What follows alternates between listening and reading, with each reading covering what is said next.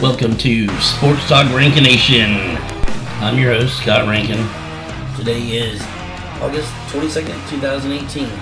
Bringing you episode 6 of Rankination, pure Atlanta sports talk. Today we're going to start off by talking about the Atlanta Braves. We're going to go back to August 10th, which is their, when they start off. We went over that weekend series with Milwaukee, which they took 2 or 3. And then they extended it to the week, which they took the next 4 from Miami. And then comes the weekend. They have a weekend series with Colorado, and we go 0-4 against them, and we looked awful. Our bullpen gave up. We had wins going into our bullpen. Our starting pitchers were doing okay, but then it comes to the bullpen. AJ Minter gives up on Sunday at least. Gives up he gives up a save, and they lose the game, and they just look abysmal. But then they come out this week against Pittsburgh, and they were looking like they're supposed to look. The Atlanta Braves have done real well this year against making the real crappy teams look really crappy. But when they face the pretty good teams, they're made to look really crappy. Except for Milwaukee this last time we went up against them. But all in all, they were 9-5 over that stretch. I'm still skeptical about how we make the playoffs. I'm still skeptical about how our pitch is going to stand up. I like our trades that we got, and I like Gossman, and I like Brock, and those pitchers that we got from Baltimore, and I like everything the Braves front office is done to help make them better, a better team this year. Overall, the Braves were 9-5, like I said, and so that's clearly that's 4 games over 500 over that time, which isn't bad. And like I said, the Braves are doing okay. There's a few things I want to hit on. One was the deplorable nastiness of the Marlins pitcher Urania, which is a piece of crap. You want to go out, and our youngin Ronald Acuna Jr. had been on the street for hitting the most. He was trying to hit the most leadoff home runs by any person in the Braves organization. And the Braves organization is the longest running baseball organization in the major leagues. Up to since 18. I'm not even sure about that one. Anyway, this piece of crap goes and hits our player, hits Ronald, and then he's looking bowed up, ready to fight. Which it was great was Snit was leading the charge. The manager goes out there and he's leading the charge. He wants all the Braves to come out there and start kicking some freaking ass, which I don't blame him. The Urania, he's ready to fight too. Like, he did it on purpose. Like, yeah. And afterwards, I was listening to the post-game report with Don Mattingly and also that piece of crap Urania. And Urania's like, why would I do this? It doesn't make any sense. Why would I hit him? And we this and that. And anyway, but Don Mattingly said he was having a discussion with him, and he was saying, Don Mattingly said, we haven't gotten this guy out once since we started this series with him. So we need to figure out a way to stop this guy. So I guess that this dumbass took it to heart to, let's go out and bean the old youngin Ronald Acuna Jr. Hit him in the elbow so hard that he wasn't able to carry on the rest of the game. So I just want to hit on that. That guy, I'm glad he got suspended, and I can't even believe he appealed his decision. The decision that was brought down in my Major League Baseball to suspend him. Next, we have a few other things we're going on with the Braves. Folks, that really burns my britches blue, whatever you want to say. I just can't stand stuff like that. We also want to touch on Sean Newcomb's not looking. He's looking kind of pitiful in his last several starts. Well, I wouldn't say several. That's kind of anyway. When we look at into him, I'm not sure what's wrong with him. He's been great the first part of this year, and this seems like ever since the All-Star break, he hasn't been up to par. But maybe he can bounce back tomorrow in his next start against the Marlins. Hopefully that'll work out for him. We have Kurt Suzuki's day to day after he's got hit in the back with a pitch last night. He's day to day with bruised triceps. I think they say he has. Yes, is that the Braves have ascended to the top of the National League East. They have routinely found good fortune after one of their players has exited the game with concerns about potentially serious injury. The Braves got once again breathed a sigh of relief on Wednesday when tests performed on Kurt Suzuki's left elbow showed signs of no fracture. Thank God on that one. So now he's day to day with the Braves' left triceps. Hopefully he can be back in the lineup within the next couple of days. Thank God. It's like, this is a quote from Suzuki. He's like, if it's not broken and I'm not on disability, he's available. That's what he says. So thank God. Thank God he's all right. Because if we had to count on Tyler Flowers the rest of the year, Lord, I don't know what we do. He's not. I mean, he's a good player. Don't get me wrong, but he's not somebody that can be helpful too much to the Braves as the season goes on. So that's the injury report. Let's see, we have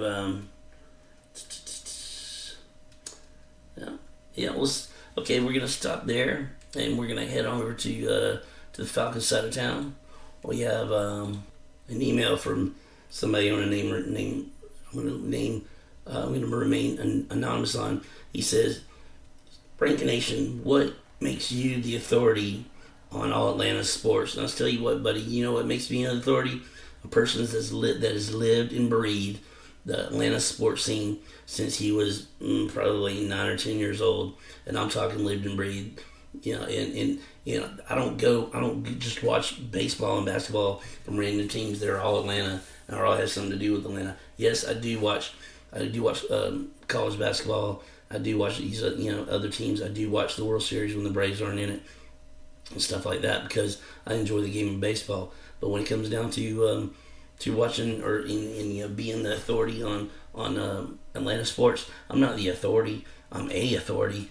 I'm one of the many. There's lots of fans out here that can tell you that what their opinions are. This is my opinionated version of pure Atlanta sports talk. So take it or leave it, buddy. Yeah, thanks for your email. I do appreciate. I'd like to have more of them, but that's my little rant on you. Leave it to Beaver. That's your. Never mind. I'm sorry, I wasn't gonna say I was gonna your name. Your name was gonna remain anonymous. But anyway, Falcons. Here we go. Falcons last week they looked deplorable against the Kansas City Chiefs. But there was one brightness there. There was a bright light in the sky from some of the Falcons players, and the stats because I'm a stat man. I'm a big stat man. I believe in analytics too to a certain extent. They were recapping the Falcons' offensive standouts against the Chiefs. Were Matt Ryan 5 of 7 for 90 yards and a 1 TD. He had a 153-3 QBR, which is awesome. Calvin Ridley, our rookie wide receiver, had 3 catches for 49 yards and a TD, and 1 TD. He had 6 targets. He had 2 kickoff returns for 52 yards, a long one for 34 yards. Our old tight end, Austin Hooper, had 2 catches for 33 yards and a touchdown. His long one was a 29-yard catch. Tevin Coleman, 5 rushes for 35 yards. He had a 15-yard scramble for his longest. And Matt Schaub was 7 of 10 for 75 yards and a TD. He had a 125 QBR rating. That was about it on that one. And one of our segments tonight is a piece on one of the great and upcoming new cornerback stars in the league for the Jacksonville Jaguars, Jalen Ramsey. So tune in, stay tuned in to listen to that. It's something good I'm gonna be ranting and raving about. So tune in for that. Over the week the Falcons have been have gotten away with no major injuries again to report. Thank God. Keep your fingers crossed. And I've heard some guys from around the league that have already had some bad injuries, and I send my condolences to you and your families, and hopefully do a speedy recovery for everybody that's injured out there. And that's all I'm going to touch on the Falcons. The Falcons have the Jaguars coming up this week on the 25th. I think we're down in Jacksonville, so I'll be bringing you stats on that and everything on that from probably next Monday. We'll talk about that, and we'll talk about the status, the state of the Falcons. Then, right now, I'm going to bring you the news and notes on the Atlanta United from the past week. I think there's only one game the United had, and it was on Sunday, August the 19th, and it was against Columbus, the Columbus Crew SC, and Atlanta won 3-1. Just Martinez had a goal. Hector Daniel Villalba and Miguel Almiron each had goals for the United, and United remains atop of the Eastern Conference standings with 15 wins. 15 wins, 6 D's, and 4 L's, whatever, 6 defeats, and 4, I don't understand, I don't get that. Anyway, they're 15, 6, and 4, whatever that is. They have 51 points. They're 2 points away. They're 2 points from the second place New York Red Bulls, which have 49 points, and after that is the New York City FC, which has 48 points. But besides that, Columbus comes in at 39 points. So, team stats: we had 18 shots on goal, 5 shots on target, 52% possession for the possession, 448 passes, 84% pass accuracy. We had 8 fouls. We had 4 yellow cards, 0 red cards, 0 offsides, and 9 corner kicks. And Justin Martinez is our player profile this week. And since started this year, he's played in 25 matches. He has 27 goals and 3 assists. 27 goals is none better than he had all of last year with us, and we still have games to play. All right, I want to go back and I want to touch on the Marlins pitcher, Jose Urena. I said he was appealing. As of right now, he has dropped his appeal for of a 6-game suspension after hitting Ronald Acuna Jr. He says Urena was suspended by Major League Baseball the following day, but elected to appeal his decision. He officially began serving the suspension as of Tuesday. Prior to Urena's decision, Miami had already decided he wouldn't pitch against Atlanta during this 4-game series coming up this week. The incident set off bench clearing skirmishes. Of course, we all know that, and everybody was angered by it, including me. Social media, public announcers. Don Mattingly, just a quote from Don Mattingly, he says, "It seems like there's no reason to open that back up." Bull crap, Don. You know what? I'm telling you, man. If you don't get his this week or whenever, yes, suspension's fine and all that. But you know what? He's gonna get his down the road, and this is not the end of this. I'm telling you what, Urena, listen to me and listen to me good. This is not over, buddy. You're going down, man. Something's gonna happen to you. Like, beware, be ready to get your ass beaned or something. Then it's gonna be on, buddy. I can't wait till you get your butt freaking stomped. Anyway, that's all I wanted to say on that. I wanted to come back and let everybody know that he has dropped his appeal, and he's gonna take his lickings. We'll get you next year. We'll get you next year. It might not be this year or whatever, but we'll get you. Nobody, stuff like that is never forgotten. I trust me. I know. I've been watching baseball too long. I played baseball too long to know that something like that always lingers in everybody's mind until it's settled. And the only way it's gonna get settled is if you get yours. All right, so that's all we're gonna touch on that today.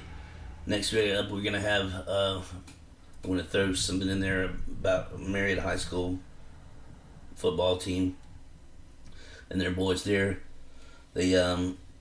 I've realized that they have just been informed that they have been granted a new hearing by the Superior Court judge here in Marietta or Cobb County or whatever, for them to be able to for them to get their eligibility back to be playing football. So these boys, they should be able to play. This is my opinion. It says here that this is the thing in Marietta and the AJC that about them. It says Marietta is ineligible 3. Should they be allowed to play? Me personally, I say yes, but it says here that 3 Marietta football players can appeal their eligibility with the Georgia High School Association. The second time, the Superior Court Judge of Cobb County ruled on Monday.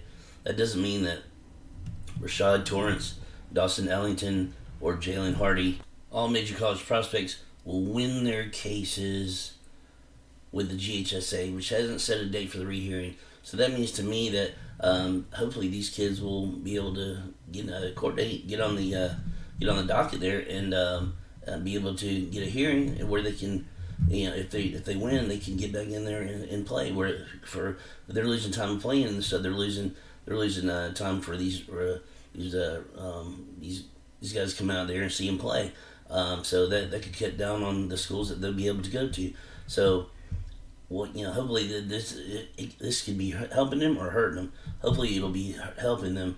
So, it says the 3 players are ineligible because they did not make the required bona fide moves in residency required by the GHSA rules. Those rules do not have exceptions, but they're rare. The rules are designed to discourage student athletes from transferring strictly for athletic reasons.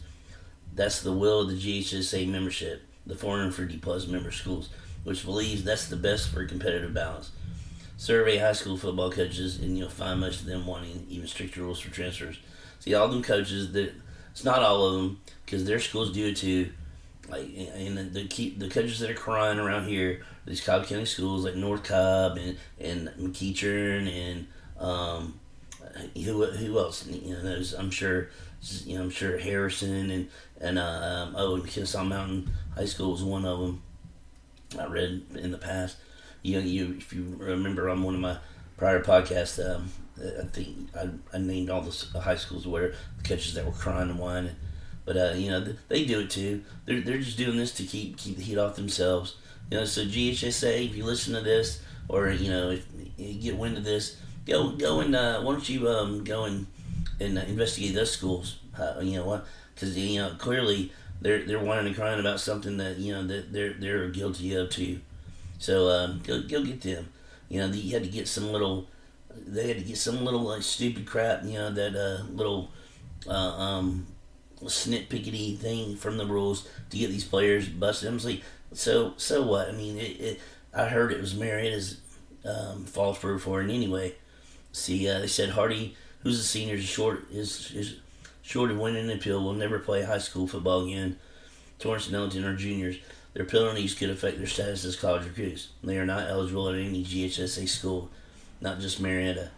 Torrance and Ellington played for Marietta last season after transferring from other schools. Hardy played elsewhere last season and transferred in the winter and played a spring sport at Marietta. The GHSA's ruling on their eligibility came after Marietta's sports season were complete. Marietta had forfeit 8 football victories from 2017 and all of his victories in 2000 in track and field. Torrance and Ellington said they were told by Marietta that they were eligible because their parents worked for Marietta school system. That doesn't matter according to GSSA rules. I mean, the players would have been eligible had their parents been employed at the high school, but not other schools in the system.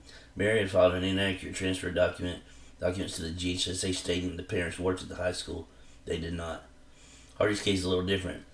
He and his family believe that that made a bona fide move and that Marietta did not argue their case accurately at the GHSA appealed hearing early this month. Hardy's family said it owns a home in the Marietta district. The GHSA is following its rules and not making any subjective judgments. Marietta admits wrongdoing. Should the GHSA keep them out? No, they shouldn't.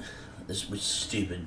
And what I thought the rules, which later, as I said early on an earlier podcast, said that as long as they worked for the Marietta City school system, they were able to play for the Marietta for Marietta High School, not just for the high school.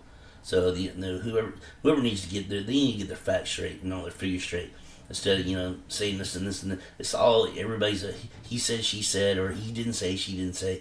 So get it right and get these kids into playing again. Oh, of course, I just said that Hardy will never play again, but these kids, Torrance and Ellington, have a chance to play at the last year here. But hopefully, when it's all said and done, they'll be able to get some time in playing. But my heart goes out to you kids. Sorry that you guys are having to be put through this. That someone wants to cry and whine about this. This for the first time I've ever known in my since I've been involved with Marietta, and I've been involved with Marietta all my life. I've never, in my lifetime, I've never seen anything or as stupid and asinine as this whole thing. But all right, that's all we're gonna touch on that today. Next, we're gonna touch on the Atlanta Hawks for a minute, and this has to do with the grades that I'm gonna give the Braves for their offseason moves and their coach hiring. One of the beat writers for the Hawks is Chris Guest. He has a assessment of he ranked their offseason progress and their transactions and everything through the offseason, and he gives them a B minus, which this is good. I mean, it's way better than I would have given him. Me personally, I would have given him maybe a C minus, C at best, C minus the worst. He had a couple off-season moves right here. See, the overall, this guy gives him a overall grade B minus. He says this was a big off-season for the Hawks, and for the most part, a successful one. Which I don't see it. I don't see it. So we go through that fateful trade of Luka Doncic for Trae Young trade, which I don't think was anybody's favorite. And the decision to dismiss the number 34 overall pick for nothing wasn't good either. The general manager Travis Schlenk began the offseason with a clear idea about what he wanted to do, and it seems like he's achieving it so far. So the Falcons bring in veterans Jeremy Lin and Vince Carter. And Vince Carter, I mean, he's a good player, but how old is this guy? I mean, Jesus. I remember when he was a phenom at UNC, North Carolina, and that was a long time ago. Is he still playing? I guess he's still productive in the league, because a lot of people like to sign him coming to Atlanta. Then they have we got the contract of Alex Poitras, Daniel Hamilton, and Alex Lynn, and Jalen Adams. And when it comes to draft picks, the Hawks brass has a clear vision about what they want the team to look like going forward, and they drafted players that they believe can recreate the immense success that Schlenk helped engender in the Golden State Warriors franchise. So I don't like Trae Young and all those guys, our first rounders. It's all solid, hit or miss with this guys. You never know what this guy's going to be all about. I think Trae Young he's probably going to pan out to be in that average at worst player in the league. I don't know about the other guys. I think the guy from Villanova, he might be pretty good. He might have been pretty good. Omari Spellman is his name. I'm sorry, Omari. He's a center. He plays center. So, and the whole thing about I don't know. I guess Coach Bud didn't want to be here for a rebuilding process, and so he didn't have any patience for that. So he moves on, and then our coach hiring. Okay, I give him a B plus on that one. He knows the system. He's from the system family, and he's been in Philadelphia, so he's used to the rebuilding part, because they've been rebuilding for a long time until now. Now they got they were in the playoffs last year and did a pretty good job for their first time in the playoffs in a bit, and so all in all, I don't see the B minus that this guy gives him. I'll give him a C plus at the best. Um, so it remains to be seen. Hopefully, trust me. I hope we have a good decent season. I hope we win more games than we did last year, because it really was when the Hawks are doing well. Because you have the Braves are in their season, and then it's the Falcons, which is that's enough for me. And then college, the rest of college football and Georgia Tech. But it's just after that, that's all we have is the Hawks in the cold winter months in the spring till the first part of the summer.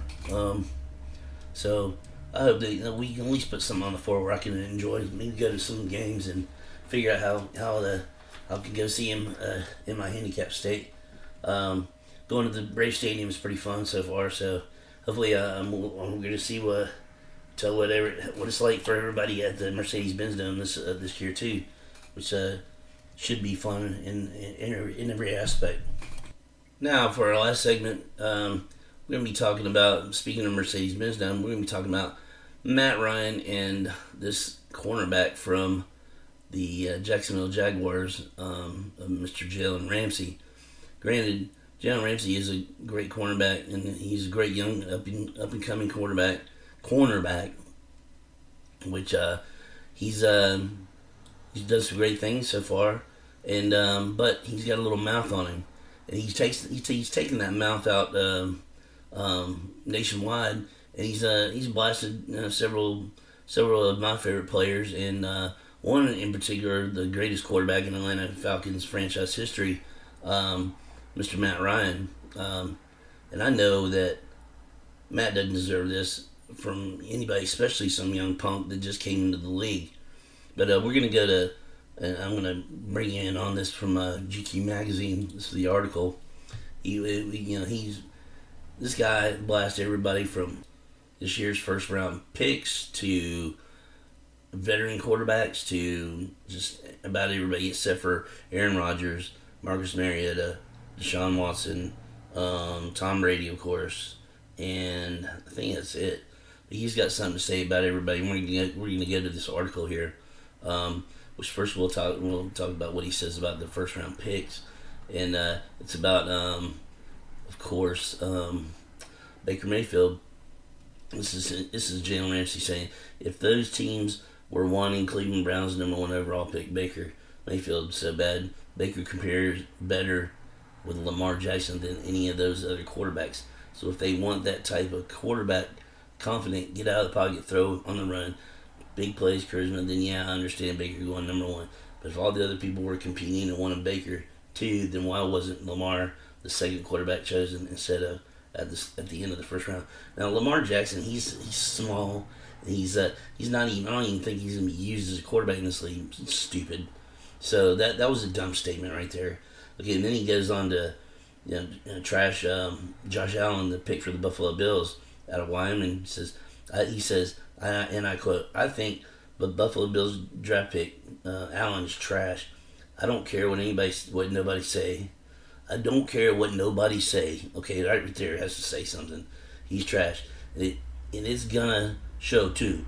That's a stupid draft pick to me.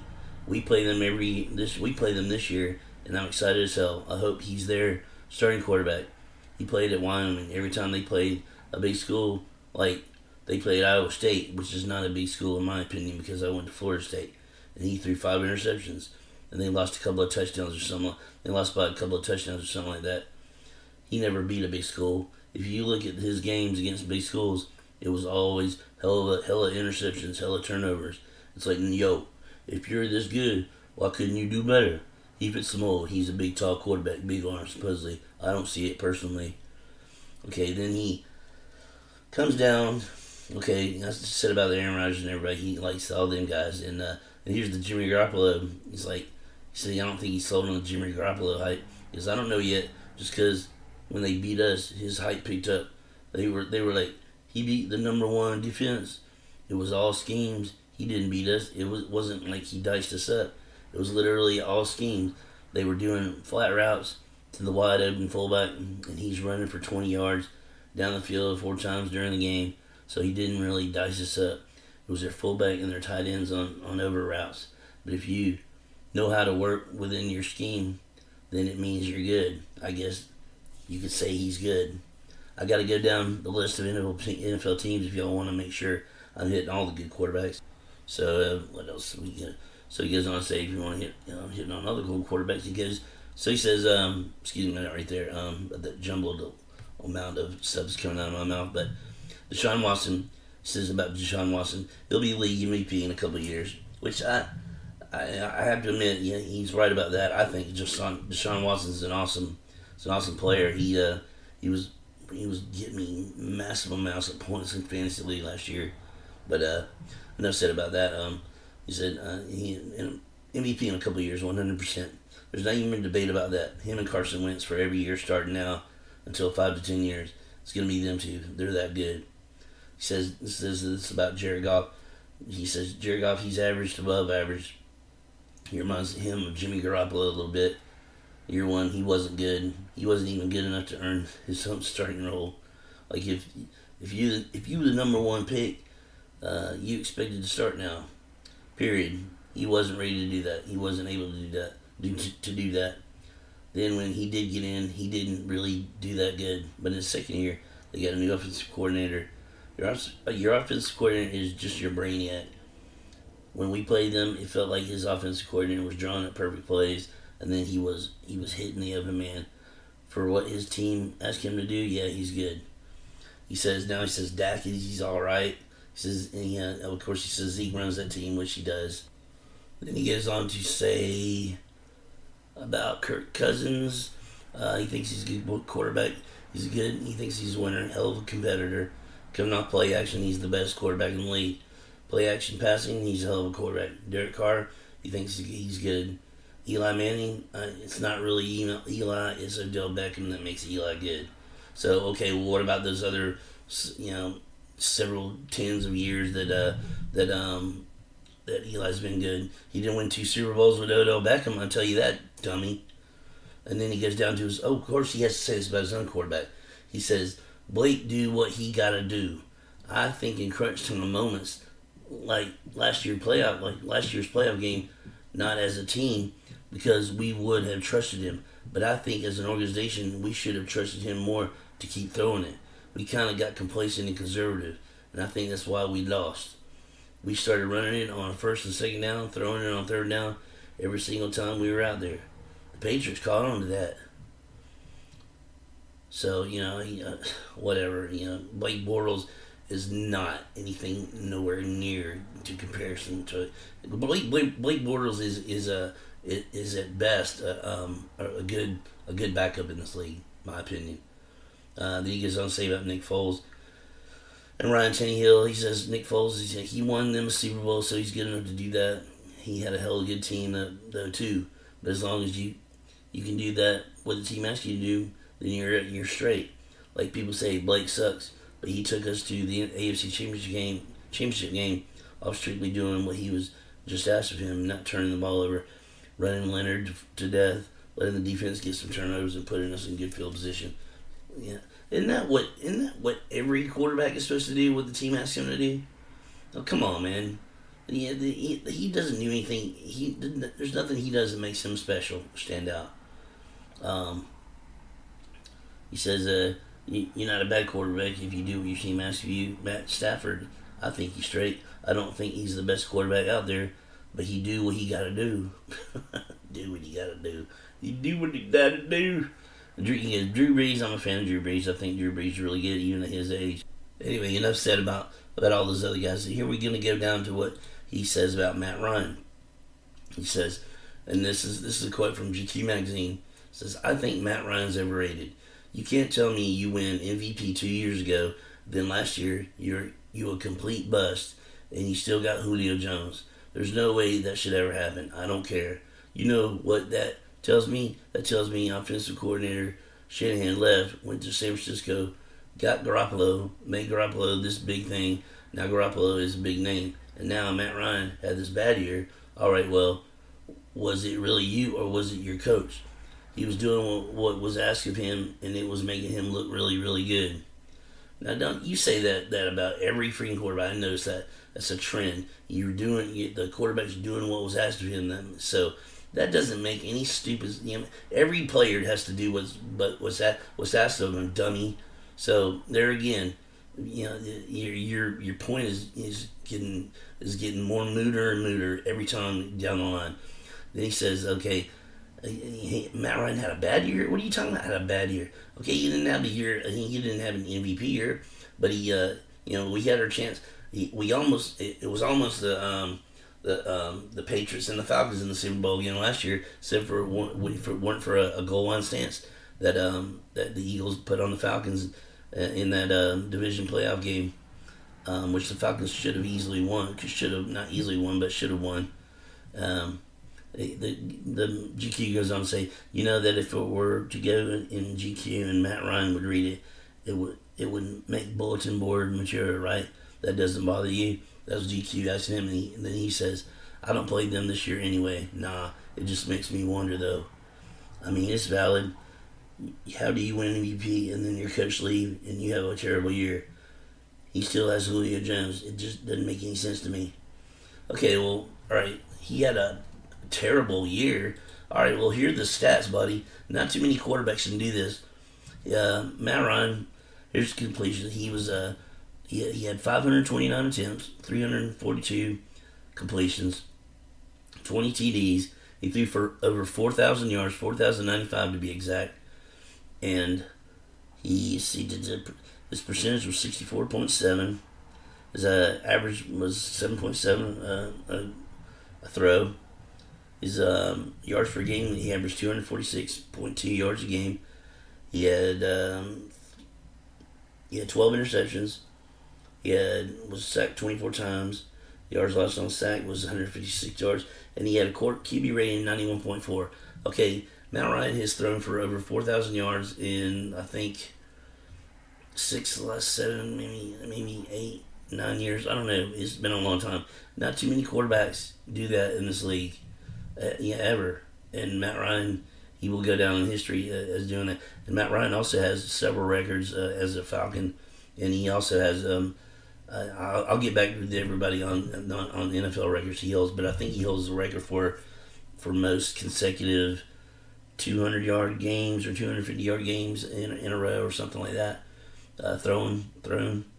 Anyway, so anything you have to say, Jalen Ramsey, even though your English is perfectly awesome from a person coming from that went to Florida State. Yeah, I'm sure you passed English with flying colors because you sound very, very adequate in your English skills, but English mixed in there with G-bonics or whatever you want to call it. But yeah, your crap is debunked. No one pays attention to your crap. Just you bring your next time we play, you bring your crap on the field, man, and you let your profession do the talking instead of your mouth, because your mouth is gonna get your ass in trouble. So, all right, people, I'm gonna wrap this up today. Those are my 2 segments. I hope you enjoyed them, and I'll be getting back to you. I apologize for my listeners for getting my podcast out a little late this week. I'm a little under the weather. As you know, I have back problems, and I'm not able to be at the mic the whole time while I'm doing my cast. It's really hard for me. But I do the best I can, and I want y'all to tune into my my question of the week there on my website, and please email me what you think the answer is, and please email me anyway. We had one emailer that wrote to me, and I put it on my podcast. So any of the other ones I get too, please bring a topic to me, and we'll discuss that too. And I'd like to be more. I like to interact with my listeners more, which I think would make the show a whole lot better than me just bringing in topics. Sometimes I might not be able to think of something. Maybe you can put a different spin on things. But I appreciate it. Go to Rankination to go to my website, and please anything that you hit me if you use my website to contact me or anything, it'll get to me. Just follow the directions on the website to get your to contact me about anything. I appreciate y'all listening to me, and thanks again. I'm signing off. This is Rankination going off. Till next time. Bye bye.